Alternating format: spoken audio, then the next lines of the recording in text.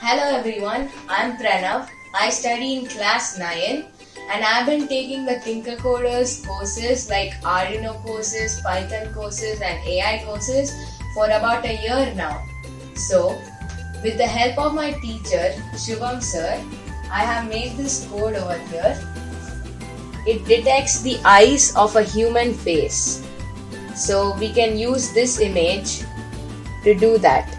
So, it's gonna detect the eyes of this image. So, when I run this program, it's gonna give the output right here, and it has circled my eyes, or the face's eyes.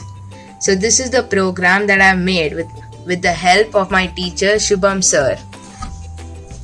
Thank you.